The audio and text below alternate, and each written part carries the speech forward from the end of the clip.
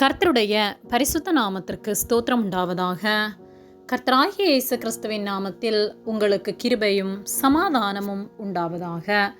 இந்த நாளுக்குரிய தியானத்திற்கான தேவ வார்த்தை 2 நாளாகமம் அதிகாரம் 2 வசனம் 5.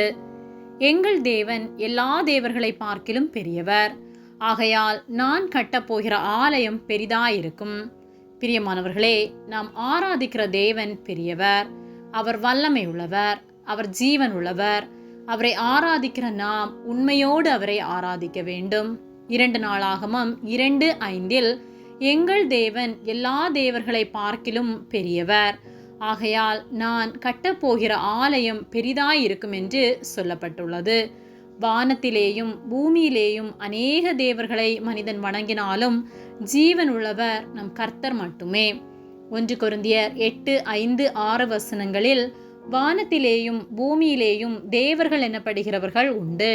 இப்படி அநேக தேவர்களும் அநேக கர்த்தாக்களும் உண்டாயிருந்தாலும் பிதாவாகிய ஒரே தேவன் நமக்குண்டு.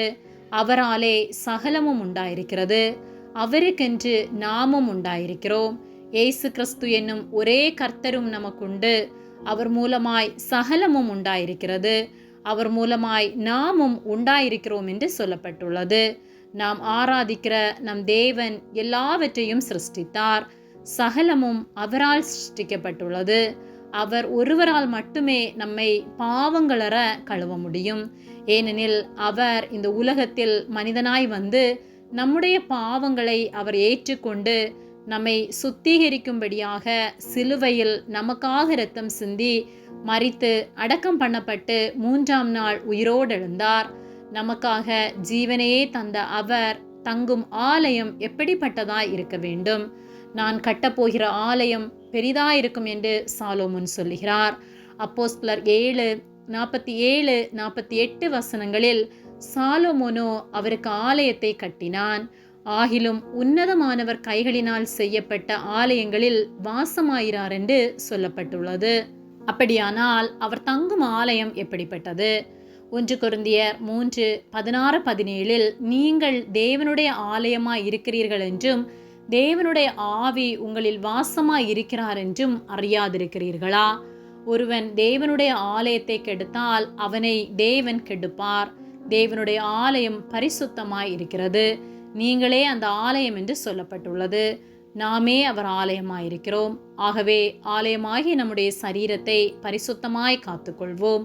மதுபானம், போதை பழக்கங்கள், விபச்சாரம், வேசித்தனத்திற்கும் மற்றும் எந்த பாவமான காரியங்களையும் செய்து நம்முடைய சரீரத்தை தீட்டுப்படுத்தி கர்த்தரை துக்கப்படுத்தாதபடிக்கு நம்முடைய சரீரத்தை பரிசுத்தமாய் காத்துக்கொள்வோம்.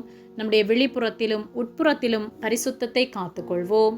உள்ளான மனிதன் ஒவ்வொரு நாளும் பரிசுத்தமாக்கப்பட வேண்டும். ஆகவே ஒவ்வொரு நாளும் கர்த்தருடைய வார்த்தையின்படி நடந்து அவருக்கு பிரியமானதை செய்து பரிசுத்தத்தோடு வாழ்வோம். அவர் நாமத்தை மகிமைப்படுத்தி அவர் என்றென்றும் நம்மில் வாசம் செய்யத்தக்க ஆலயமாய் மாறுவோம். ஆமேன். ஜெபம். எங்களை அதிகமாக நேசித்து வழிநடத்தி வருகிற எங்கள் அன்பின் பரிசுத்த பிதாவே, இந்த நாளையும் நாங்கள் காணும்படியாக நீர் எங்களுக்கு ஜீவனை தந்த உம்முடைய அன்பிற்காக நாங்கள் உமக்கு நன்றி செலுத்துகின்றோம். நாங்கள் தியானித்த வார்த்தையின்படியே நாங்கள் ஆராதிக்கிற நீர் பெரியவர், நீர் ஒருவரே தேவன். உம்மை நாங்கள் முழு மனதோடு ஆராதித்து சரீரமாகிய எங்களில் நீர் வசிக்கத்தக்கதாய் நாங்கள் எங்களை பரிசுத்தமாய் காத்து கொள்ளத்தக்கதான கிருபைகளை நீர் ஒவ்வொரு நாளும் எங்களுக்கு தரும்படியாய் ஜெபிக்கின்றோம். எங்களை காத்து வழி நடத்தும்படியாய் ஜெபிக்கின்றோம். உதவி செய்கிற அன்பிற்காக நன்றி செலுத்துகின்றோம். இயேசுவின் நாமத்தில் ஜெபிக்கின்றோம் ஜீவனுள்ள நல்ல பிதாவே. ஆமேன். கர்த்தர் உங்களை ஆசீர்வதிப்பாராக.